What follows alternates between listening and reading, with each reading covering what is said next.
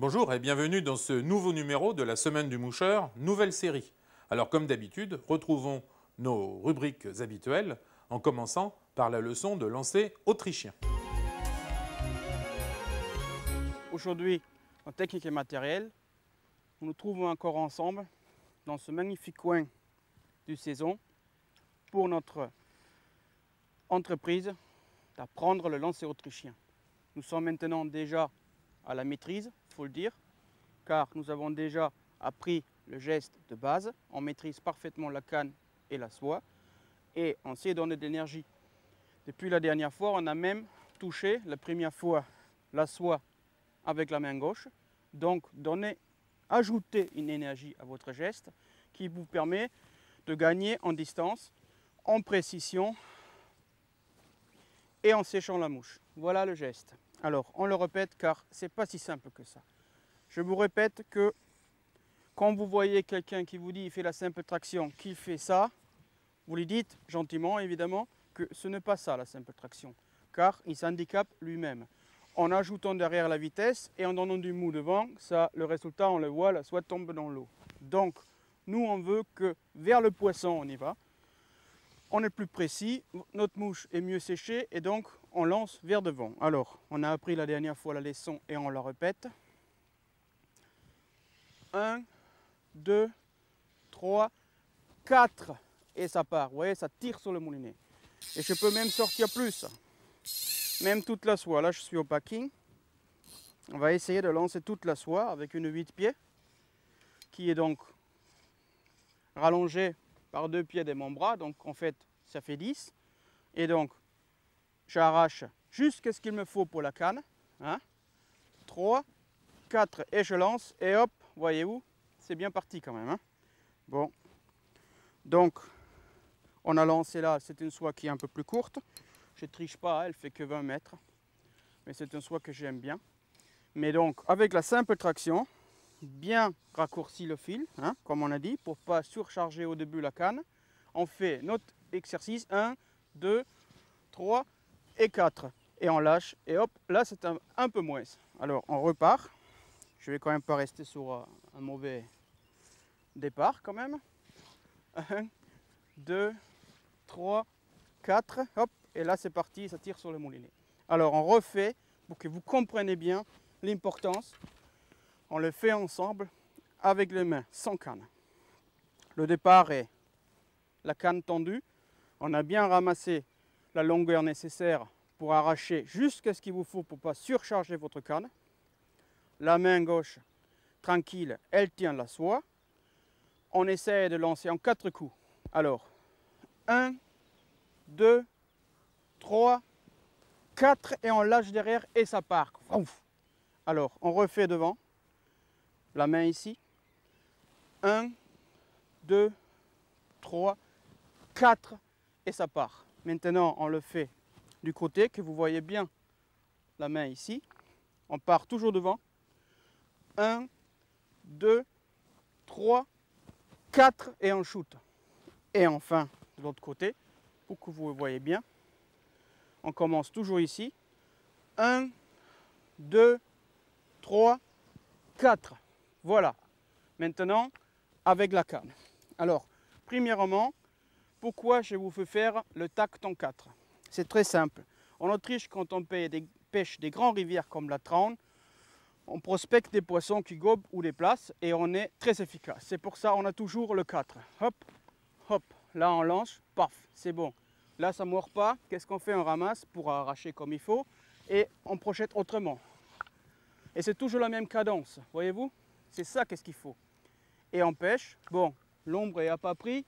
On n'a pas de temps à perdre parce que parfois des éclosions sont courtes. Donc on a toujours regardez, on a toujours notre cadence de 4. C'est ça qu'est-ce qu'il faut. Comme ça, vous allez bien sécher votre mouche en 4 coups. Vous n'allez pas fatiguer et vous allez obtenir des bons résultats. Alors si vous ne le savez pas, je vous le rappelle, nous à la Semaine du Moucheur, on considère que chaque pêcheur doit bien connaître son environnement, l'environnement de la rivière, là où il pêche, là où la truite vit. Et donc à chaque fois, on retrouve toujours Eric pour nous parler de l'environnement du pêcheur. Aujourd'hui, dans l'environnement des pêcheurs, je vais vous parler des plécoptères. En effet, ces larves, souvent géantes, jusqu'aux 3 cm, sont utilisées pas seulement en imitation artificielle par nos moucheurs, mais aussi, et avec beaucoup de succès, par des pêcheurs autochtones. Dans les Pyrénées, elle s'appelle la patraque. Il est vrai que des truites raffolent. C'est pour ça on va voir un peu comment ils vivent au fond de la rivière, où on les trouve et comment on peut les employer à quel moment. Alors, ces chevaliers de l'eau, qui on peut le dire, car ils sont vraiment énormes, ils ont des carapaces terribles, ils font même peur dans la main parce qu'ils font jusqu'aux 3 cm, vivent uniquement dans les eaux pures. Ils sont donc un bio-indicateur, c'est-à-dire que là où vous les trouvez, la rivière, elle est nickel. Ils ont besoin de l'eau bien oxygénée, ils ont besoin des eaux froides et ils ont non besoin de pollution. Donc ça, c'est la première chose. Ensuite, comme la plupart des larves, des éphémères et aussi certains trichoptères, eux aussi, ils n'aiment pas la lumière. Il faut donc qu'ils aient la possibilité de se cacher en pleine journée, en plein soleil, en dessous des galets. Alors la logique impose, si vous avez des petits graviers ou des petits galets, les interstices entre les deux ne permettent pas à une grosse bête d'aller dedans. Donc, logiquement, vous allez les trouver là où il y a des gros galérons. Par exemple, dans le Pays Basque, vous avez une rivière qui en est pleine, c'est le Bastan. Donc, vous avez le sol de la rivière est tapissé par des très très gros blocs ou gros galets, parce que tout le petit substrat est emporté par l'érosion de la rivière. Et donc, on les trouve dans ces endroits-là. La plupart d'entre eux ont un cycle de vie de 3 ans. C'est-à-dire que les éphémères, on sait, ils ont un cycle de vie de 1 an. Et des trichoptères aussi ont un cycle de vie de 1 an. Et la plupart, notamment des grosses larves, comme des perlas ou isoperlas, ou l'euctra, ont un cycle de 3 ans où ils muent 33 fois avant de sortir et éclore. Voyons un peu sur le tableau comment ça se passe. On va donc montrer ici la rivière. Donc ici, c'est la berge. Donc ici, c'est un gros rocher. Et là, il y a donc des galets qui sont plus ou moins gros. Voilà. Et ici, il y a la rivière, l'eau. Et comme d'habitude, on a ici symbolisé par le vert la végétation des berges, où nous savons déjà que c'est très important. La femelle va donc pondre en volant au-dessus de l'eau et en dérivant pendant certains mètres des œufs qui vont, eux, évidemment descendre. Ensuite, on a donc immédiatement des œufs, des petites larves qui sortent. Ici vont immédiatement en dessous, ici, pour vivre pendant donc 3 ans. Et ensuite, l'éclosion, elle se fait, et ça c'est important, à pied. C'est-à-dire que normalement, dans l'éphémère, on a une éclosion qui monte dans l'eau et donc on pêche avec des émergentes d'éphémères. Mais ici, non. Quand vous voyez quelqu'un qui pêche avec des émergentes de plécoptères, il n'a pas bien compris. Alors, il se fait que la larve, elle monte hors de l'eau, ici, là, et ici, elle reste à peu près 2 heures, 3 heures, et il y a le thorax qui s'ouvre derrière, et la bête sort, et elle va se réfugier immédiatement dans des sous-bois où elle reste 3 semaines pour arriver à maturité. Et donc, j'ai ici récolté quelques petits exuvis, donc qu'est-ce qui reste sur des cailloux. Et si vous allez en avril au bord de l'eau, vous allez voir souvent ces petits pots secs qui sont sur des galets. Et donc là, il y avait une éclosion en masse des plécoptères. Moi, je me souviens sur la Sotcha en Slovénie avoir fait des cartons avec les larves de plécoptères. Alors, on va passer de la théorie à la pratique. Et tout de suite, regardons comment on monte ces mouches.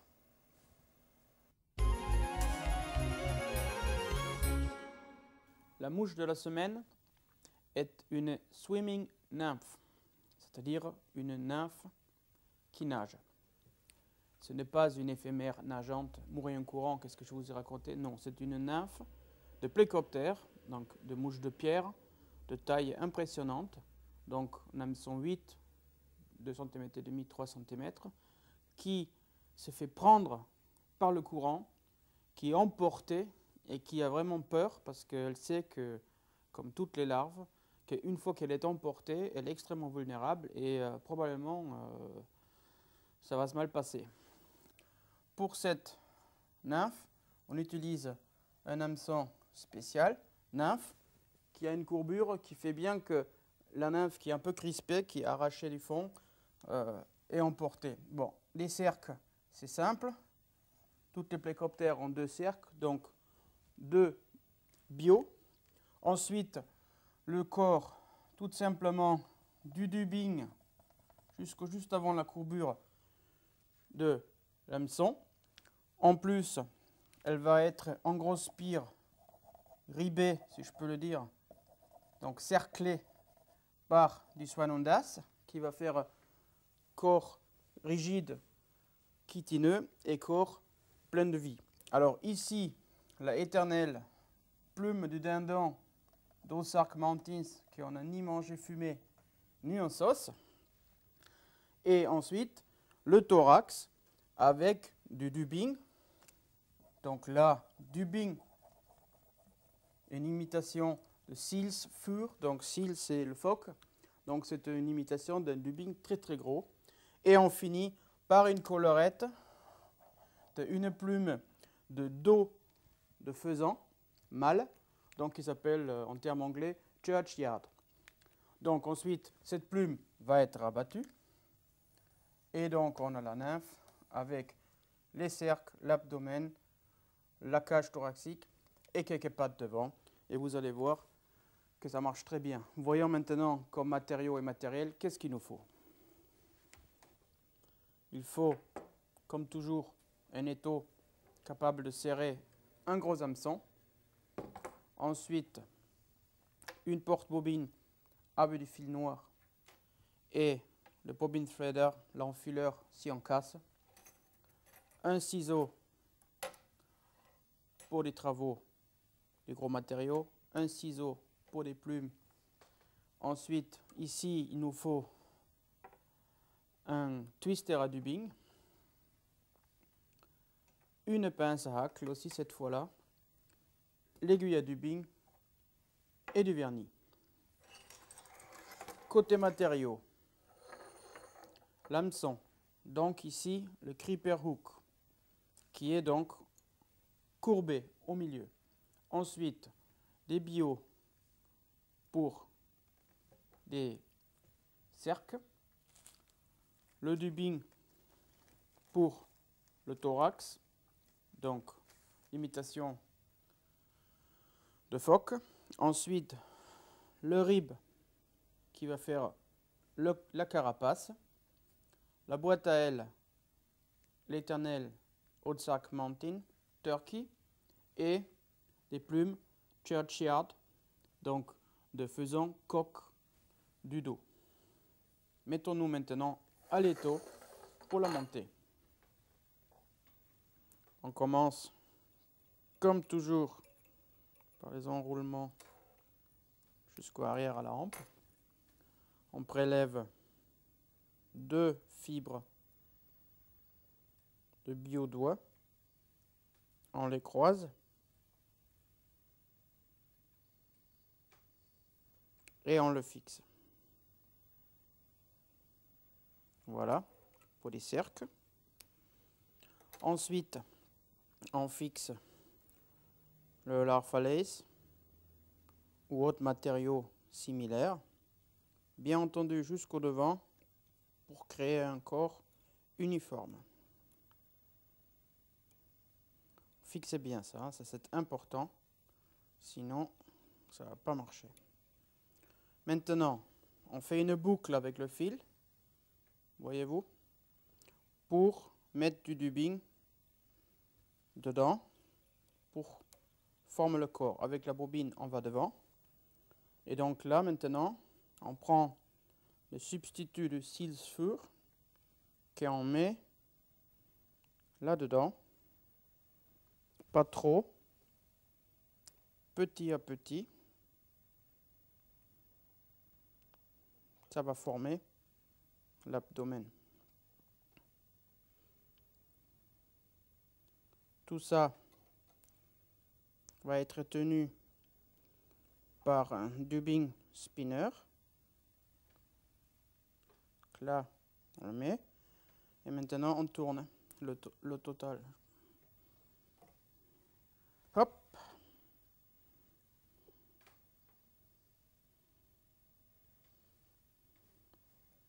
Et encore un coup.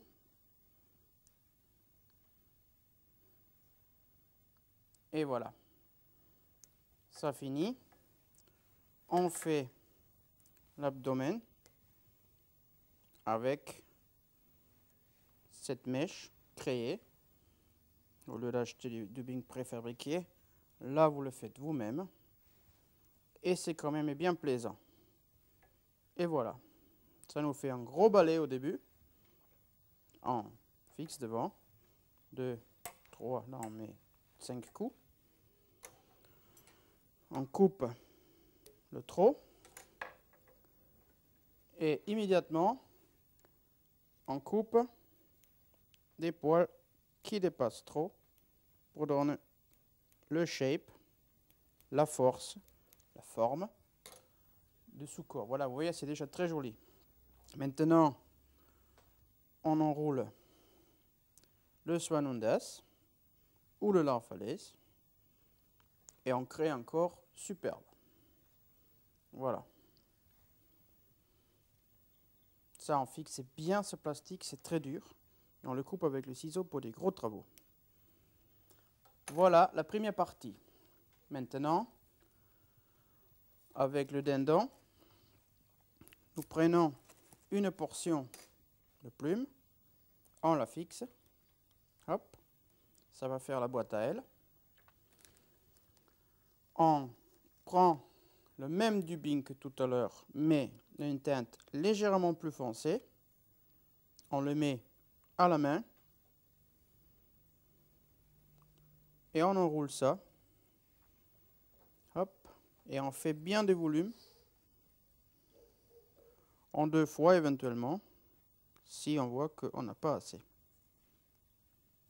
Bon, maintenant, la plume Church Yard, on va la fixer par la pointe. On rabat donc en arrière. On coupe le bout. On la fixe tranquille. Et on tourne à peine 1 ou 2 coups. Et ça suffit. Hop. On coupe l'excédent. On rabat les pattes en arrière. On finit quand même par un mini dubbing. Juste pour dire qu'on est vraiment perfectionniste, voyez-vous. Pour pas avoir un peu trop quelque part.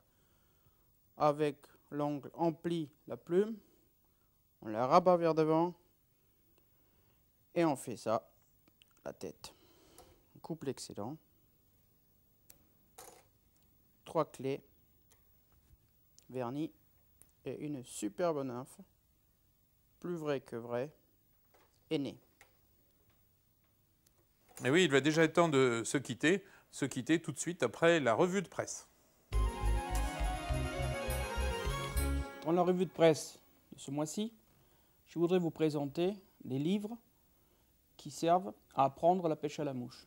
Ils sont vendus tout à fait pour ça. Alors, je vais vous montrer des livres français, mais aussi des livres anglais et même des livres américains, donc en langue anglaise, qui sont vraiment destinés à la personne qui veut apprendre la pêche à la mouche, de faire le tour et step by step comprendre comment ça marche et comment on le fait. Alors, commençons par un produit français. Donc, dans la collection des belles prises du Pêcheur de France, nous avons ici un numéro spécial qui coûte 32 francs, la pêche de la truite à la mouche, donc en langue française. Effectivement, on a essayé de faire le tour avec des insectes, connaître la truite, les insectes, leur imitation, le matériel de pêche, le lancer et la pêche après tout ça. Bon, il faut dire que je suis un petit peu déçu car la qualité des photos, c'est quand même des photos qui datent, si on peut dire, déjà de quelques années, si ce n'est pas de décennies. Bon, l'écriture, bon, il y a un essai quand même de faire quelque chose de bien, mais bon, La typographie est vraiment quasiment illisible. Moi, j'ai du mal, ça me fait mal à la tête. On a un petit peu l'impression qu'on a essayé de faire tout et on a réussi de pas trop faire quand même. Bon, il y a quand même des insectes, on voit des cycles de vie, des choses. On a essayé de faire quelque chose. Bon, pour moi, c'est pas parfaitement bien réalisé, surtout avec des moyens aujourd'hui de la PAO et avec des photos nouveaux qui existent, et on pourra faire quand même quelque chose de vraiment nettement mieux.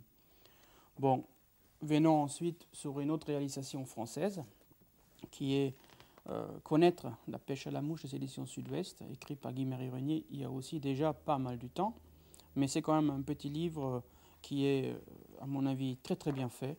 Premièrement, il y a des très belles photos. Deuxièmement, l'interlignage, donc on peut le lire sans se casser la tête. Et bon, il fait le tour sur toute la pêche à la mouche, donc des cannes, des moulinets, des soies. Ensuite, on a un petit peu du bambou refondu, on a aussi des différents bas de ligne, et ensuite quelques nœuds, quelques insectes. C'est quelque chose, c'est un petit livre, moi je conseille ce livre-là, il existe toujours pour les débutants qui veut apprendre, voir, faire un tour, se mettre peut-être ou pas. C'est un livre à taquiner, c'est bien, moi j'aime bien. Ensuite, on arrive à un livre qui a été écrit par un Anglais, donc par Charles Chardin, qui a une sommité en Angleterre, comme on le sait, qui pêche aussi bien en rivière qu'en réservoir. Et le livre qu'il a écrit donc en langue anglaise pour la société Sotheby est un livre complet, traduit en français donc maintenant. Hein. Vous le trouvez sur les éditions du sport. Hein. C'est le guide de la pêche à la mouche pour la truite. C'est un livre qui est une très belle réalisation. Il y a des photos de couleurs magnifiques. Il y a vraiment décrit l'environnement du pêcheur. Il y a écrit la truite, les insectes.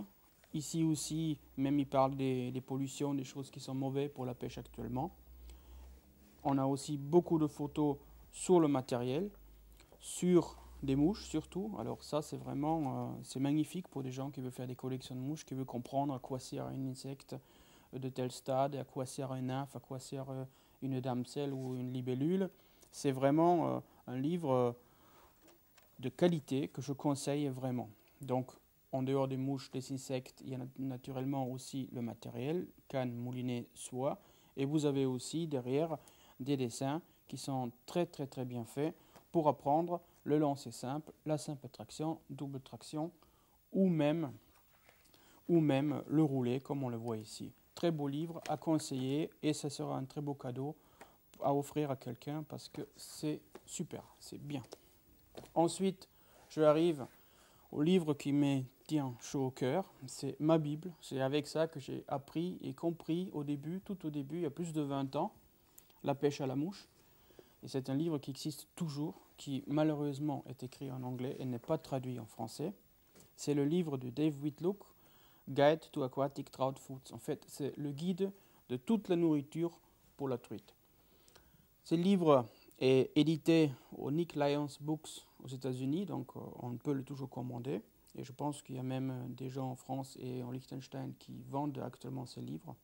Et moi, je vous le conseille, si vous avez des connaissances en anglais, un minimum, je vous le conseille vraiment. C'est très bien écrit, c'est très bien illustré par des dessins de Dave lui-même. On voit partout les truites sous l'eau, on voit tous les insectes, tous les stades d'insectes, toute l'écologie, toute la biologie, tout est expliqué. C'est une véritable Bible, je vous dis, et je le dis franchement, moi-même, j'ai appris beaucoup, beaucoup avec ce livre. Et il m'arrive encore aujourd'hui, quand j'ai un petit doute sur quelque chose, d'y aller dedans, lire, lire, lire. Moi, je vous dis, ça c'est un livre superbe. Il parle de la truite, de son environnement, de la rivière, des insectes et aussi toutes les imitations qui correspondent. Donc la plupart d'entre eux ont été inventés par lui. Donc Dave Whitlock, c'est un très très grand pêcheur de truite, aussi un très très grand pêcheur de black bass. Donc ce livre, avec ses illustrations, je vous le conseille avec un cœur chaud. Je voudrais terminer aujourd'hui avec un livre qui est à peine sérieux, mais qui est vraiment complètement génial, car c'est un livre qui est quand même vendu à 30 millions d'exemplaires aux États-Unis. Donc, lui aussi, malheureusement pour vous, il est en anglais. Mais c'est un livre qui apprend la pêche à la mouche d'une manière que je n'ai jamais vue. C'est-à-dire que tout en rigolant. C'est un livre qui s'appelle Fishing for Dummies, qui vient donc des États-Unis et qui est écrit par Peter Kaminski et qui est dedans vraiment, c'est un guide, on dirait, pour des gosses, mais je vous dis de suite, c'est pas pour des gosses, c'est vraiment pour des très grands. C'est superbe. Vous avez toujours, c'est un peu comme si on fait un code pour la route. C'est-à-dire on apprend, il y a un panneau stop, il dit stop, non là vous ne devez pas aller, il y a un panneau attention, attention, il vous dit ici il va avoir les moustiques, il faut le truc. Alors ça c'est un livre, je vous le conseille, c'est génial, c'est superbe, c'est très rigolo et on apprend vraiment plein de choses.